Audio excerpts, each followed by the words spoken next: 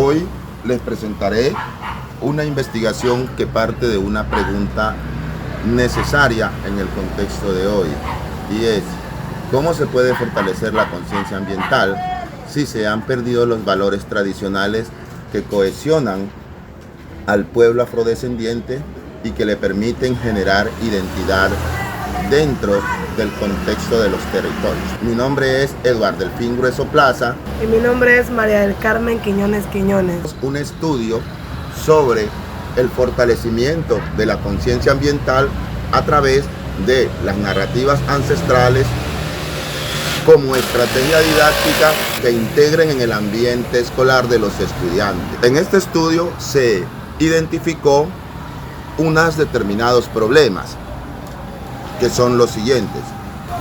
La pérdida de identidad cultural dificulta las buenas acciones hacia el medio ambiente. Esto significa que cuando una comunidad olvida quién es, de dónde viene y cómo se relacionaba tradicionalmente con su entorno, también olvida cómo cuidarlo. No se trata de una falta de voluntad individual, sino de un vacío colectivo.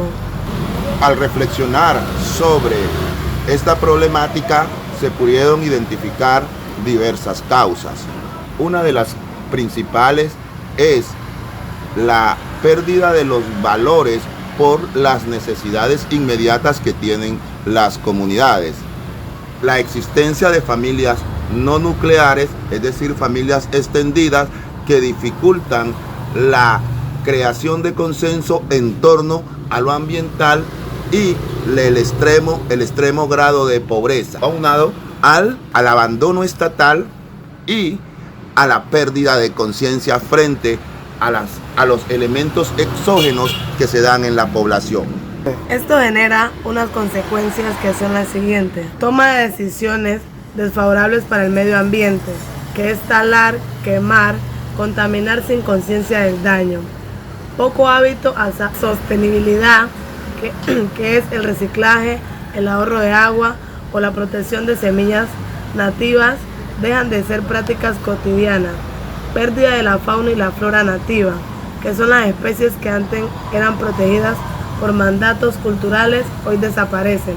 En otras palabras, cuando se pierde la historia, también se pierde la custodia del territorio.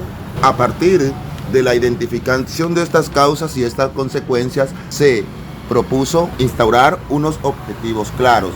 El primer objetivo, el objetivo general, es fortalecer la conciencia ambiental a través del diseño de estrategias didácticas, el uso racional del medio ambiente y la generación de conciencia desde lo tradicional. Los específicos están la caracterización de las narrativas ancestrales presentes en el territorio de la vereda San Luis Robles. El segundo objetivo es la implementación y diseño de estrategias didácticas basadas en narrativas ancestrales, y el tercer objetivo es la aplicación de dichas estrategias en el contexto escolar. En esta investigación fue necesario identificar elementos teóricos referenciales que se pudieron articular desde lo pedagógico con los elementos medioambientales, que facilitará la elaboración de un discurso en torno a la conservación del medio ambiente. Entre ellos tenemos Paulo Freire, que nos recuerda que la educación verdadera parte de la realidad del estudiante y propone una pedagogía crítica, dialógica y liberadora. Tenemos a Catherine Walsh, que desde la ética ambiental nos invita a entender la naturaleza no como recurso, sino como comunidad de vida con la cual cohabitamos. También tenemos a Julián de Zuviría con su pedagogía conceptual, que nos ayuda a estructurar estrategias que partan de los núcleos culturales propios para construir conocimientos significativos. Desde la perspectiva del estado de arte, fue necesario investigar lo que se ha escrito tanto a nivel internacional y local. Desde esta perspectiva pudimos identificar que tanto a nivel internacional, nacional y local, existen una gran cantidad de estudios que han abordado el problema de la conciencia ambiental como elementos fundamentales en las comunidades y territorios étnicos. Nuestro estudio parte de que pertenecemos a un territorio étnico y que a partir de los elementos fundamentales de la Ley 70 nos reconoce como sujetos de derechos y nos permite elaborar unos procesos educativos donde la participación de las comunidades sea necesaria y fundamental. La metodología fue de carácter cualitativo porque buscamos comprender, no medir. Fue de enfoque cualitativo orientado a la comprensión profunda del contexto. Interpretativo, no nos limitamos a describir, sino a entender significado. El tipo de investigación es investigación-acción. Esto significa que no solo estudiamos la realidad, sino que intervenimos en ella con una estrategia didáctica, reflexionando continuamente sobre sus efectos. En los contextos afrodescendientes de la integración de metodología cualitativa se radica en el intento por comprender los contextos en el cual viven las comunidades.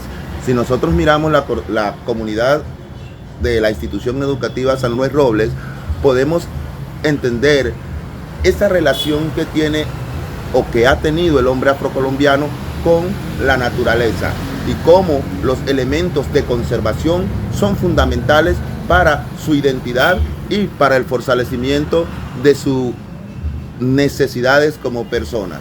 Esos elementos se han ido perdiendo por los diversos elementos exógenos que se dan dentro de las comunidades, y es a partir de allí que es fundamental diseñar estrategias que permitan recuperar esa identidad.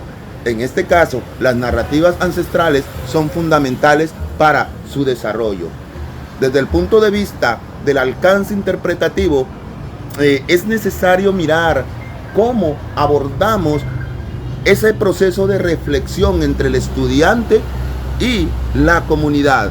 Cómo el estudiante es capaz de pensar qué es necesario para el ambiente y cómo a partir del reconocimiento de elementos afrodescendientes se puede mandar un mensaje hacia la conservación.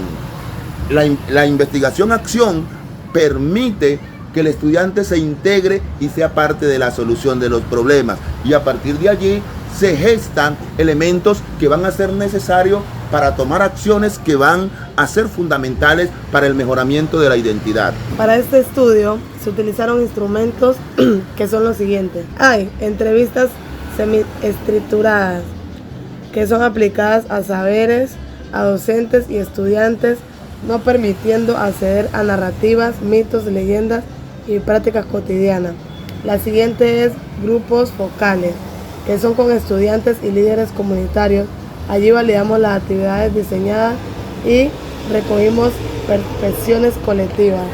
Ayudaron a construir la confianza y a elaborar y diseñar las acciones que van a ser fundamentales para el desarrollo del estudio. En este caso, utilizamos la demarcación de los lugares de reciclaje. Para ello, los estudiantes tuvieron la capacidad de marcar, de buscar elementos que van a ser necesarios para generar un cambio de conciencia en torno a la problemática medioambiental. Citas de sabedores. Por medio de los conversatorios, los mayores dieron su punto de vista sobre la importancia del uso racional de los recursos según la tradición ancestral.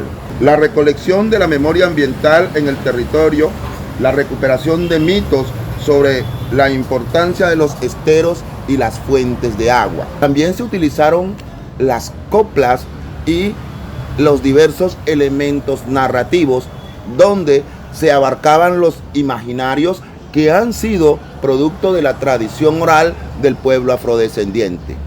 En estas narraciones, los diversos elementos interactúan con el hombre con la intención de dejar una enseñanza al pueblo afrodescendiente. También, de la misma manera, se integraron elementos tecnológicos que permitieran facilitar el aprendizaje desde diversos estamentos. El proceso de gamificación contribuyó a la integración de la estrategia de juego frente a los diversos elementos de tradicionalidad.